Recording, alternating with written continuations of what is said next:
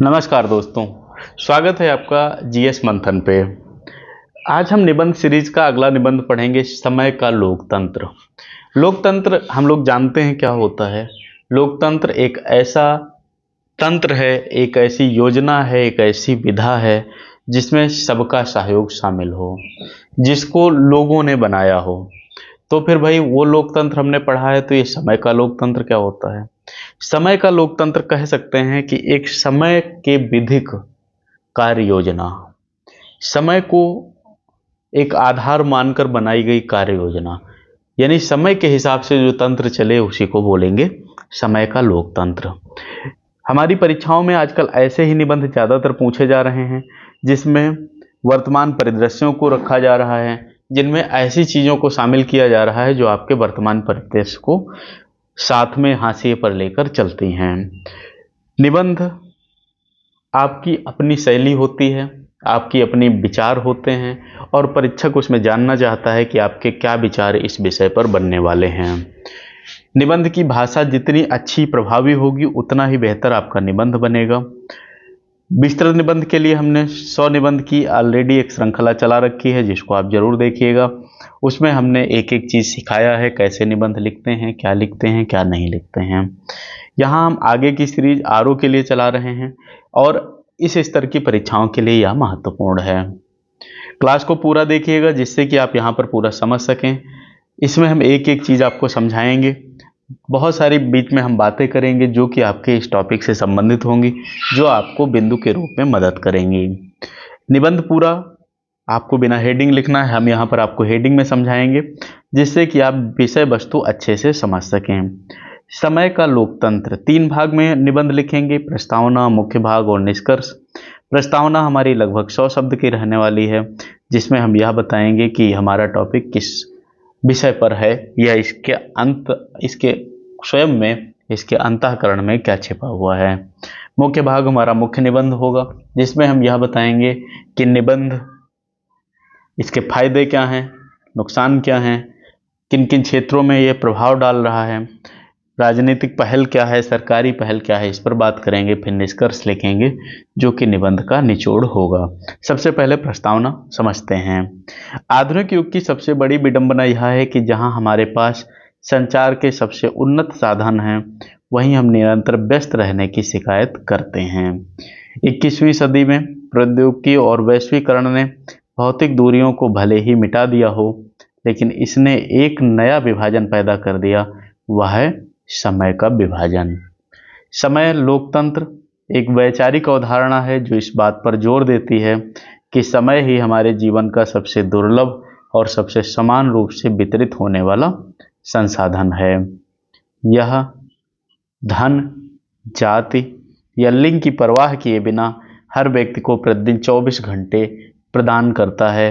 हालांकि यह लोकतंत्र तभी सार्थक होता है जब व्यक्ति को इस समय के उपयोग पर वास्तविक नियंत्रण प्राप्त हो।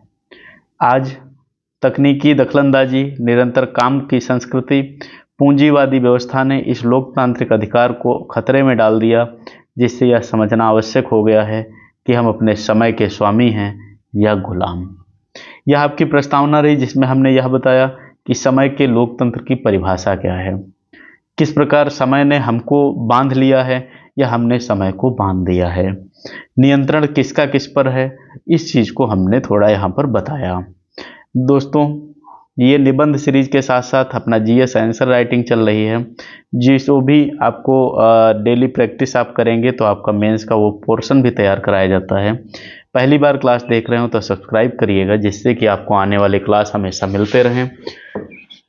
आपको ये भी करना है, आप मुझे एक कमेंट जरूर करिएगा कि आप किस परीक्षा के लिए निबंध की पढ़ाई कर रहे हैं, तो उस परीक्षा से संबंधित हम आपको ज़्यादा कंटेंट देते रहेंगे, जिससे कि हमें एक आइडिया लग जाएगा ज़्यादा लोग किस परीक्षा के हैं। समय की लोकतांत्रिक प्रवृत्ति। अब हम मुख्य भाग पर आते हैं। आप हेडिंग नहीं डालेंगे, पॉइंट नहीं डालेंगे, आपको सीधे लिखना है। समय को लोकतंत्र का आधार इसलिए कहा गया है क्योंकि यह सभी के लिए समान है। देखिए, हम एक चीज़ नोटिस करते हैं, हम जब सुबह सो के उठते हैं तो हमारे पास एक पूरा दिन होता है, एक बड़ा दिन होता है। उस बड़े दिन का उपभोग हम किस प्रकार से करते हैं, या हमारी सोच, हमारी कार्यशैली पर निर्भर करता है। एक छात्र पढ़ाई में अपना दिन गुजारता है, एक व्यापारी व्यापार में योजनाएं बनाने में दिन गुजारता है, एक सैनिक सेवा करने में अपना दिन गुजारता है, एक नल्ला खाली पड़ा इंसान घड़ी देख देख के अपना दिन गुजारता है। यानी हम सबके समय का प्रबंधन अलग अलग तरीके से है। जैसे समान वितरण, दुनिया के सबसे अमीर या सबसे गरीब व्यक्ति को भी प्रतिदिन 1440 मिनट ही मिलते हैं।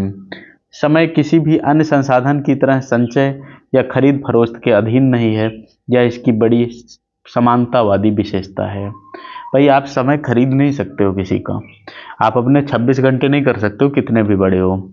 अखंडनीय मूल्य, समय का मूल्य किसी की सामाजिक स्थिति से नहीं बदलता। यह एक अमूल्य संसाधन है जिसे एक बार खर्च करने के बाद वापस नहीं पाया जा सकता है। इसका मतलब यह है, जैसे मान लो आज के 3 बज गए हैं, तो अब कल का 3 हम आज के 3 से नहीं बजा सकते हैं। यानी जितना मिनट आज गुजर गया, ये हम जीवन में कभी वापस नहीं देख पाएंगे। अवसर की असमान या समानता, हर नए दिन की शुरुआत किसी के लिए समान अवसर लेकर आती है। यह व्यक्ति की इच्छा शक्ति, प्राथमिकता, प्रबंधन पर निर्भर करता है कि वह इन 24 घंटों का उपयोग कैसे करता है। ईश्वर ने हमें समय तो दे दिया, हमारे लिए दिन निकाल दिया, सूरज निकल आया हमारे लिए सारे वो संसाधन उपलब्ध हो गए जो हमारे दैनिक जीवन के लिए चाहिए थे। लेकिन अब यह निर्भर करता है कि इनका उपयोग हम किस प्रकार करते हैं, इसको हम किस प्रकार बांटते हैं, तो हमारा एक बेहतरीन उपयोग हो जाता है। यह लोकतांत्रिक प्रकृति सैद्धांतिक रूप से बहुत सुंदर है, लेकिन व्यवहार में समाज की संरचना और वर्तमान जीवन शैली इसे एक भ्रम बना देती है। फिर प्रौद्योगिकी का अधिनायकवाद, शब्द देखो थोड़ा अच्छे ही लिखिएगा, जब थोड़ा अच्छे शब्द आप लिखेंगे तो आपका निबंध अच्छे से पढ़ा जाएगा। तो परीक्षक को लगेगा भाई इस व्यक्ति को कुछ ज्ञान है इस विषय पर, इसीलिए वो इतना गहराई से चीज़ें लिख रहा है। कुछ तो आपको अलग देखो लिखना पड़ेगा।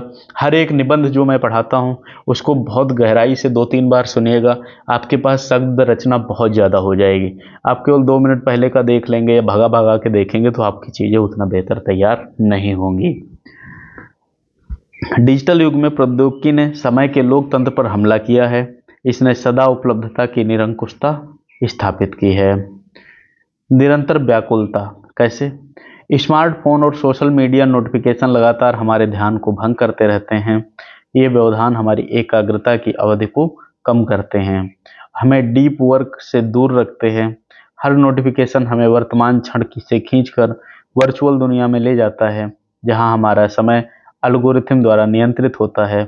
इस प्रकार हमारी मर्जी के बिना हमारा समय चोरी हो जाता है। ये बात आप कैसे महसूस करोगे? ये होता है, आप मान लो फेसबुक पर जाते हैं, फेसबुक पर सोचा कोई खबर देख लेते हैं, न्यूज़ देख ले, अब तो न्यूज़ आती है फेसबुक पर भी। आप एक न्यूज़ देखते हैं, उसके नीचे 2 रील आप देखने लगते हैं। 2 रील देखते ही कुछ आपको और नया दिख जाता है, कुछ आपको फिर और नया दिख जाता है। यानी एक आभासी दुनिया आपका समय खराब करने लग जाती है। फिर आप तब तक वो चीज़ें देखते हैं जब तक आपका डाटा जो है 50% का नोटिफिकेशन नहीं आ जाता है कि अब आपके पास 50% ही बचा है। अब देखिए आप क्या करते हैं, जब आपके पास डाटा 50% बचता है तो आप खुद को कोसने लगते हैं, मैंने 50% क्यों ख़त्म कर दिया, अब इस 50% में मुझे बाकी के दिन के 12 घंटे काटने हैं। अब सोचो, पहले हमने टाइम खराब किया, अब हम मानसिक दबाव में जी रहे हैं कि आज का दिन हमारा कैसा कटेगा, क्योंकि हमारे पास डाटा नहीं है। अगर डाटा आपके लिए इतना ज़रूरी होता तो मित्र, जब भगवान बना रहा था ना, 5 चीज़ें जब बनाया था, जल था, अग्नि था, वायु था, सूर्य था, जब ये चीज़ें हमारे लिए बनी थी तो उसमें ईश्वर डाटा भी डाला होता। अगर ईश्वर डाटा नहीं डाला है तो इसका मतलब वो बहुत ज़रूरी नहीं है। बाकी चीज़ें जो हैं उन पर भी समय देना है। फिर सीमा का धुंधलापन, रिमोट वर्किंग और ईमेल मैसेजिंग की संस्कृति ने काम और निजी जीवन के बीच सीमा को लगभग समाप्त कर दिया है। अब व्यक्ति काम के घंटों के बाद भी उपलब्ध रहने के लिए बाध्य महसूस करता है। यह निरंतर जुड़ाव का दबाव व्यक्ति के खाली समय को भी उत्पादकता के दबाव से भर देता है, जिससे उसे आराम करने और व्यक्तिगत हितों को साधने का लोकतांत्रिक अधिकार नहीं मिल पाता। फिर समय का बाजारीकरण, कैसे? ऑनलाइन प्लेटफॉर्म हमारे ध्यान को एक वस्तु के रूप में बेचते हैं। विज्ञापन और सामग्री इसी तरह से डिजाइन की जाती है कि हम स्क्रीन पर अधिक से अधिक समय व्यतीत करें। यहाँ व्यक्ति को अपने समय का उपयोग करता नहीं बल्कि उत्पाद बन जाता है।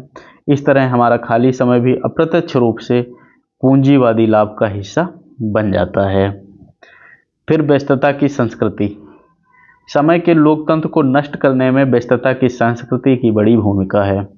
प्रतिष्ठा का प्रतीक। आधुनिक समाज में व्यस्त रहना एक सामाजिक प्रतिष्ठा का प्रतीक बन गया है। जो व्यक्ति शिकायत करता है कि उसके पास समय नहीं है, उसे अधिक महत्वपूर्ण सफल माना जाता है।